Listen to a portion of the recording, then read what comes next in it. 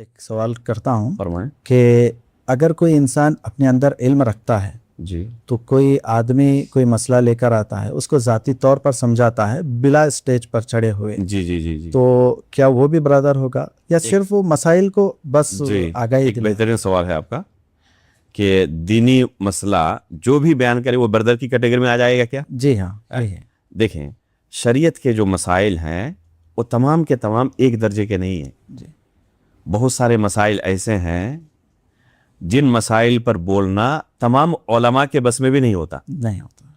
آپ جائیں، علماء کرام کہتے ہیں کہ ایک کبار علماء کا کام ہے، ہم ان مسائل پر گفتگو نہیں کر سکتے۔ نہیں کر سکتے۔ اور کچھ مسائل ایسے ہیں جن کا جاننا تمام مسلمانوں کے لیے ضروری ہے۔ جی بالکل۔ اگر اپنے آپ کو مسلمان کہتا ہے تو اس کے لیے ضروری ہے کہ ان مسائل کا تعلق سے اس کے پاس علم ہو، چاہے وہ پڑھا لکھا ہو یا نہ ہو، چاہے اپنا نام بھی لکھنا نہ جانتا ہو، لیکن دین کے بہت سارے ایسے مسائل ہیں جن کا جاننا اس کے لیے ضروری ہے۔ ضروری ہے۔ قبر کے اندر جو سوالات ہوں گے، من ربک، جی بالکل۔ وما دینک ومن نبیک، تو یہ صرف طلبہ علم اور علماء سے نہیں ہوں گے، تمام لوگوں سے سوالات ہوں گے۔ یہ سوالات تمام لوگوں کے سامنے رکھے جائیں گے، تو اس کا مطلب کہ ان سوالوں کا علم ہونا تمام لوگوں کے لیے ضروری ہے۔ ہر ایک کے لیے۔ اسی طرح اپنے آپ کو مسلمان باقی رکھنے کے لیے بے شمار چیزوں کا جاننا ضروری ہے۔ جی جیسے سورہ فاتحہ کا علم ہونا اس کے لیے ضروری ہے، جی بالکل ہے۔ قرآن کی چند سورتوں کا حافظ ہونا جس سے وہ نماز پڑھ سکے ضروری ہے۔ ضروری۔ اسی طریقے سے نماز پڑھنے کا طریقہ کیا ہے، وضو کرنے کا طریقہ کیا ہے، ماہ رمضان کے اندر روزہ رکھا جاتا ہے تو کب سے کب روزہ رکھنا ہے، کسی چیز کے کھانے پینے سے روزہ ٹوٹتا ہے نہیں ٹوٹتا ہے، تو یہ مسائل صرف طلبہ علم اور علماء نہیں بلکہ ایک عام مسلمان بھی جانتا ہے اور اسے جاننا ضروری ہے بحیثیت مسلمان۔ تو اللہ رب العالمین نے ہر مسلمان کے اوپر دعوت کی کوئی نہ کوئی ذمہ داری دی ہے۔ جی والعصر ان الانسان لفی خسر الا الذین آمنوا وعملوا الصالحات وتواصوا بالحق وتواصوا بالصبر۔ چار چیزوں کے بارے میں اللہ نے بیان کیا، یہ چار کیٹیگری کے لوگ ہیں جو خسارے میں نہیں، باقی تمام لوگ خسارے میں ہیں۔ ان میں تیسری چیز جو اللہ نے بیان کی، وتواصوا بالحق، یہ حق کی ایک دوسرے کو تلقین کرنا، وصیت کرنا، اس سے مراد ہے دعوت و تبلیغ۔ تو دعوت و تبلیغ ہر ایک کے اوپر ضروری ہے، اگر نہ کرے تو عند اللہ وہ کیا ہوگا، مسئول ہوگا، مواخذہ ہوگا اس کا۔ لیکن اس سے مراد کون سی دعوت و تبلیغ ہے؟ اسٹیج پر کھڑے ہو کر اپنے آپ کو لوگوں کے سامنے ظاہر کرنا، یا اپنے ماتحت لوگوں کو دین کے متعلق جو اسے ذمہ دار بنایا گیا ہے اس ذمہ داری کو نبھانا۔ اللہ رب العالمین نے اس کے اوپر دعوت کی کچھ نہ کچھ ذمہ داری ڈالی ہے، اسی کو اللہ کے رسول نے فرمایا الا کلکم راع وکلکم مسئول عن رعیتہ، تو ہر ایک ذمہ دار ہے اور اس کی ذمہ داری کے بارے میں اس سے پوچھا جائے گا قیامت کے دن۔ ایک باپ کو اس کی اولاد کے متعلق سوال کیا جائے گا، شوہر کو بیوی کے متعلق، بیوی کو گھر کے متعلق، تو ماتحت لوگوں کے متعلق اللہ رب العالمین نے ہر شخص کو ذمہ دار بنایا ہے۔ اللہ کے رسول نے فرمایا مروا اولادکم بالصلاۃ وهم ابناء 7، اگر بیٹے کی عمر، بچے کی عمر 7 سال کی ہو گئی ہے تو نماز کا حکم دو۔ حکم دینے۔ تو یہ حکم دینا صرف علماء کے لیے نہیں ہے، یہ صرف علماء ہی اپنے بچوں کو نماز کا حکم دیں گے۔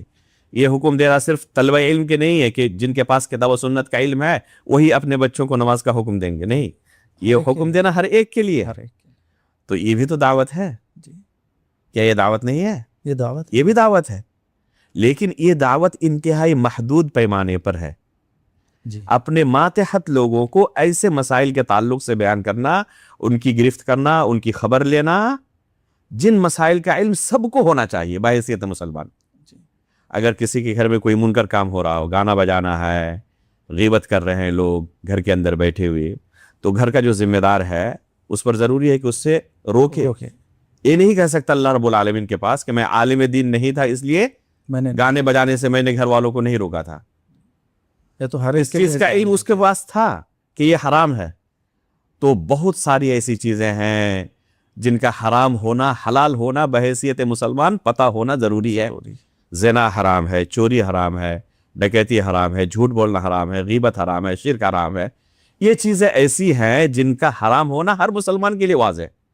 اسی طرح نماز پڑھنا ضروری ہے, ماہ رمضان کا روزہ رکھنا ضروری ہے, ان چیزوں کا والدین کی اطاعت کرنا ضروری ہے, قرآن کی تلاوت نیکی کا کام ہے, سچ بولنا ضروری ہے. تو ان چیزوں کا علم ہونا ہر مسلمان کے لیے ضروری ہے, صرف علماء کے لیے نہیں. تو ان مسائل کے تعلق سے اپنے ماتحت جو افراد ہیں ان کی تربیت کرنا ضروری ہے ہر ذمہ دار کے لیے. تو یہ بھی دعوت یہ بھی دعوت ہے. تو یہ جو اس کو دعوت کی ذمہ داری دی ہے اللہ رب العالمین نے, اس سے اگر کوئی یہ سمجھ لے کہ میرے لیے اب رخصت مجھے مل گئی لوگوں کے سامنے اپنے آپ کو ظاہر کرنے کی, داعی کی حیثیت سے, مبلغ کی حیثیت سے, تو استدلال سے ہی نہیں ہوگا. استدلال غلط ہے. یہ محدود پیمانے پر اللہ نے اس کو اجازت دی ہے, بلکہ اس کو ذمہ دار بنایا ہے.